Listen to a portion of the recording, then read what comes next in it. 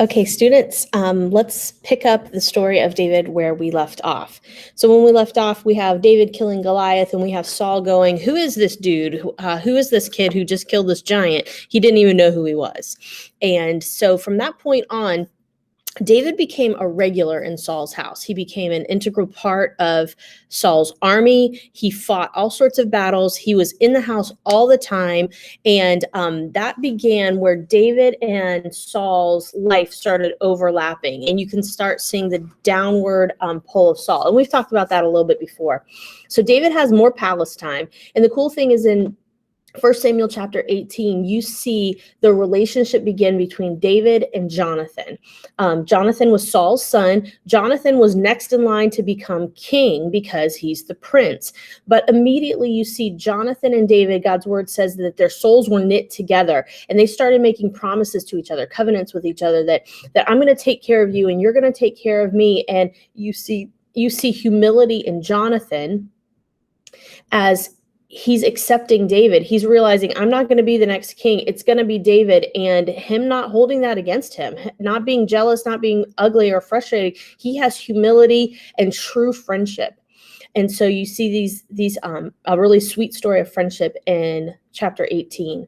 So as David goes more and more and more into battle and does these amazing and mighty things because God's spirit is upon him, you see the people of Israel praising David. You see little songs recorded through the end of 1 Samuel where it says, Saul has killed his thousands, but David has killed 10,000s. And that makes Saul ridiculously jealous of David. And we talked about that when we talk about Saul.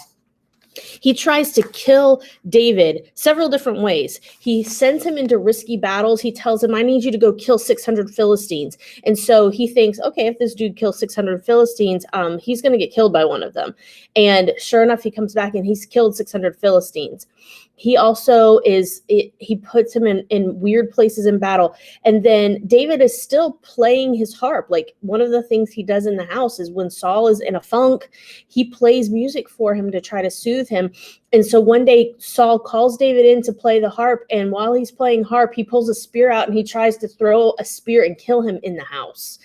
So you see Saul getting more and more jealous, and that jealousy just manifesting itself and getting bigger and uglier in their relationship.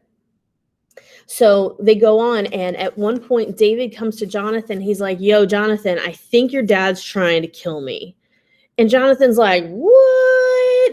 And he's like, yeah, I think I heard that he's going to try to kill me coming up. There's this festival coming up. We're all supposed to be at the house. We're all supposed to be celebrating together.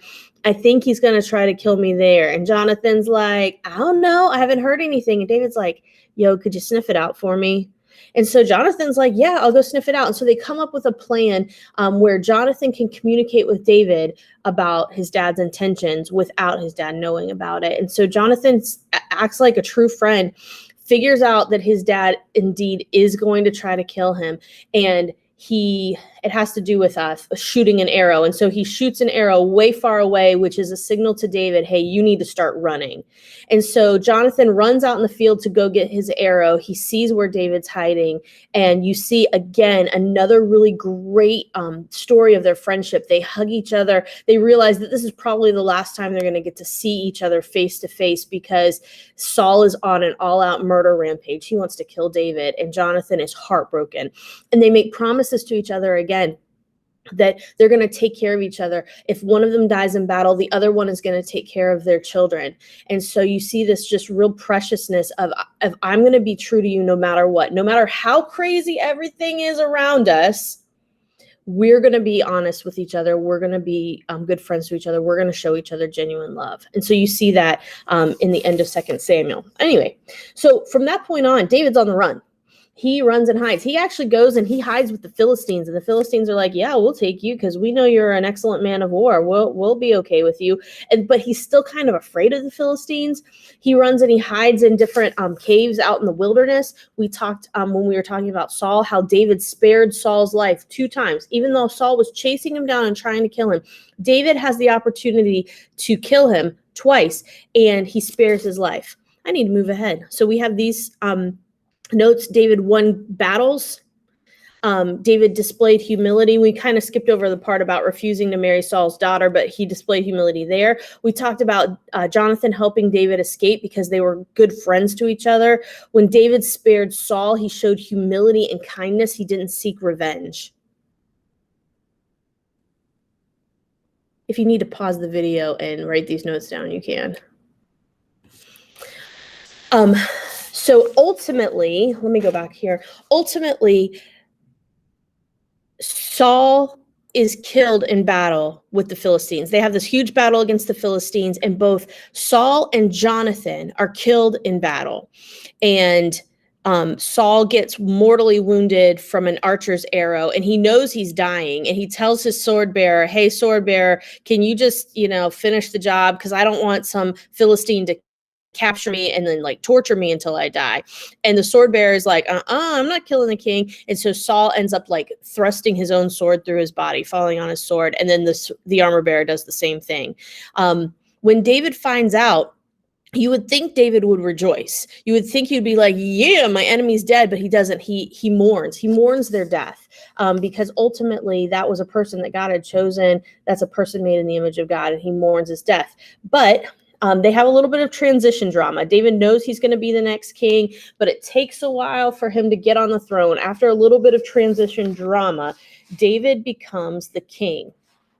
And he does a couple good things. He sets up his house in Jerusalem. He sets up the palace in Jerusalem. He brings worship back. You see him bringing the Ark of the Covenant back to Jerusalem so the people can worship there. You see him as a lead worshiper. He sings, he dances, he prays, and it shows his love and his heart for God. Remember, we said that David was a man after God's own heart.